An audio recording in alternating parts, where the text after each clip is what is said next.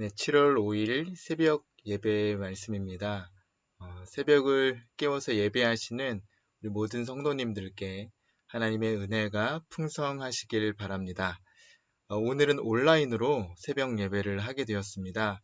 각자 계신 장소에서 하나님 앞에 정성껏 예배하시면 되겠습니다. 네, 오늘 우리에게 주시는 하나님 말씀은 민수기 36장 1절에서 13절까지의 말씀입니다. 민수기 36장 1절에서 13절까지의 말씀입니다. 오늘 본문이 민수기의 가장 마지막 장으로 이 36장을 끝으로 민수기 말씀은 맺게 됩니다. 민수기에서 가장 마지막에 다루는 문제는 바로 땅 분배의 문제입니다. 35장에서는 레위인들에게 줄 성읍에 대해 말하고 또 36장에서는 슬로브앗의 딸들에게 준 그 땅의 문제에 대해서 다루고 있습니다. 이러한 내용을 민수기의 가장 마지막에 다루는 이유는 이렇게 세밀한 조정을 하는 것이 가나안 땅에 들어가서 해야 할 실질적인 문제였기 때문입니다. 제가 1절과 2절 말씀을 읽겠습니다. 요셉 자손의 종족 중 므낫세의 손자 마길의 아들 길르앗 자손 종족들의 수령들이 나와 모세와 이스라엘 자손의 수령된 지휘관들 앞에 말하여 이르되 여호와께서 우리 주에게 명령하사 이스라엘 자손에게 제비 뽑아 그 기업의 땅을 주게 하셨고 여호와께서 또 우리 주에게 명령하사 우리 형제 슬로브앗의 기업을 그의 딸들에게 주게 하셨은즉. 네, 지금 모세 앞에 므낫세 지파의 사람 중에서 길르앗 종족의 수령들이 나오고 있습니다. 이들은 자신들의 생각한 그 문제점을 이들의 지도자인 모세에게 말하기 위해서 모세 앞으로 나온 것입니다.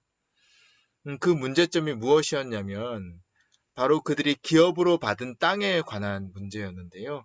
특별하게도 이 므낫세 자손 중에 이 길르앗 종족의 사람 중에서 슬로브앗이라는 사람이 있었는데 이 사람은 아들이 없었기 때문에 딸들이 그 땅을 기업으로 분배받았습니다.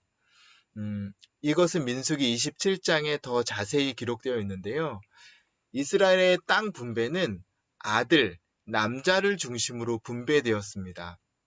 그래서 이 아들이 없었던 슬로브앗의 경우에는 땅을 분배받지 못하게 되는 상황에 놓이게 된 것이죠.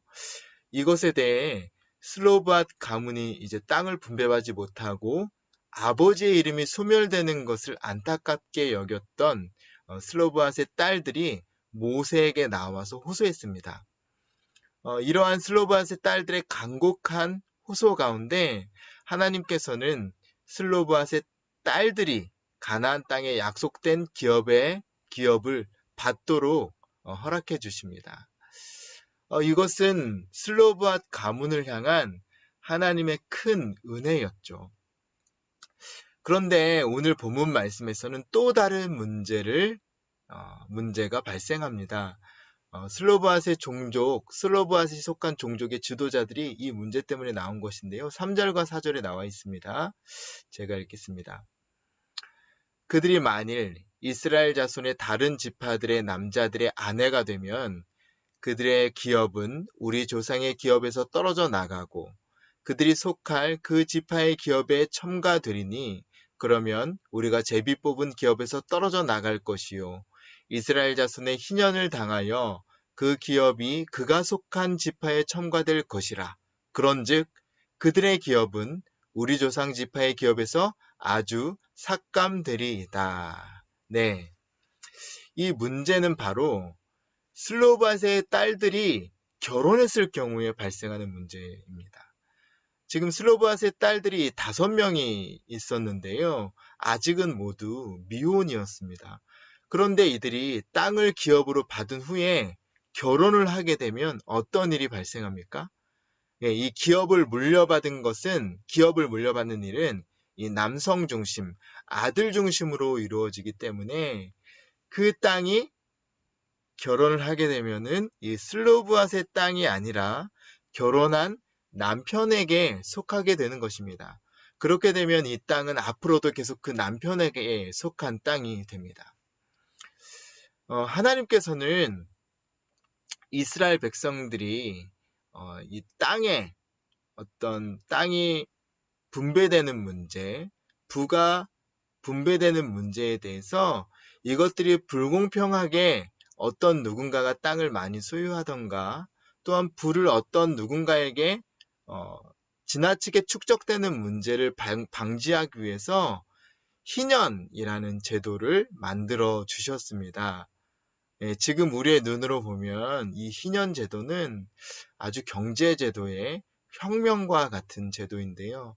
50년에 한 번씩 이 희년이 돌아올 때마다 아주 큰 은혜를 입습니다. 모든 이스라엘의 종들이 해방되고요.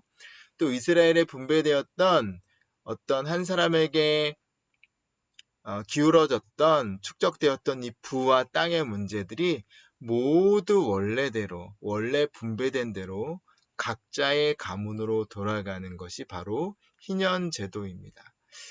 그런데 희년이 선포되어도 슬로브앗의 땅이 이 딸들이 결혼한 그 남편에게 속하게 되는 것이죠. 이것은 하나님께서 분배해 주신 그 땅이 므낫세 지파에서 떨어져 나가게 되는 그 결과를 가져옵니다. 이 문제는 므낫세 지파에게는 중요한 문제였기 때문에 지도자들이 직접 나와서 모세와 지휘관들에게 말한 것입니다. 모세는 이들의 문제 제기에 대해서 다 수용해 줍니다. 정당한 문제 제기였기 때문이죠. 그리고 여호와 하나님께 받은 해결책을 전달하게 됩니다. 자, 6절 말씀입니다. 슬로브앗의 딸들에게 대한 여호와의 명령이 이러하니라. 이르시되 슬로브앗의 딸들은 마음대로 시집 가려니와 오직 그 조상 지파의 종족에게로만 시집 갈지니. 네, 그 해결책은 무엇입니까? 네, 바로 슬로브앗의 딸들이 다른 종족이 아니라 다른 지파가 아니라 므낫세 지파 사람들에게만 시집 가는 것입니다. 이것은 이미 이스라엘 민족이 이방인들과의 결혼을 금지하고 있었고 또한 이미 자신의 종족 내에서 많이 결혼을 하고 있었기 때문에 그리 어려운 일은 아니었습니다. 하나님께서는 이러한 방법을 통해서 각 지파에게 하나님께서 선물로 주신 이 땅이 혼란스럽게 되거나 처음에 그 분배한 균등하게 된 균등 분배의 법칙을 어기지 않을 수 있도록 이런 해결책을 제시해 주신 것입니다. 이러한 해결책에 대해 슬로밧의 딸들도 바로 순종합니다. 10절 말씀입니다. 슬로브앗의 딸들이 여호와께서 모세에게 명령하신 대로 행하니라. 아멘. 슬로브앗의 5명의 딸들이 모두 숙부의 아들들에게로 시집을 갑니다. 이렇게 함으로써 슬로브앗의 땅은 그들의 지파인 므낫세 지파에 계속 속하게 되었습니다. 슬로브앗의 딸들이 말씀에 순종함으로 그들이 기업으로 받은 땅을 지켜낸 것입니다. 네, 오늘 본문의 말씀을 통해 우리는 가나안 땅을 이스라엘의 기업으로 주시는 하나님의 마음과 하나님의 기준을 배울 수 있습니다. 하나님께서 가나안 땅을 이스라엘 백성에게 주시는 것은 하나님의 약속의 성취입니다. 그리고 그것은 하나님의 주권 안에서 하나님이 이스라엘에게 주신 선물이었던 것이죠. 이제 이스라엘 백성들이 가나안 땅으로 입성하면서 하나님이 각 지파에 분배하신 이 땅은 하나님의 방법대로 차지해야 했고 하나님의 방법대로 분배하고 다스려야 했음을 분명히 하십니다.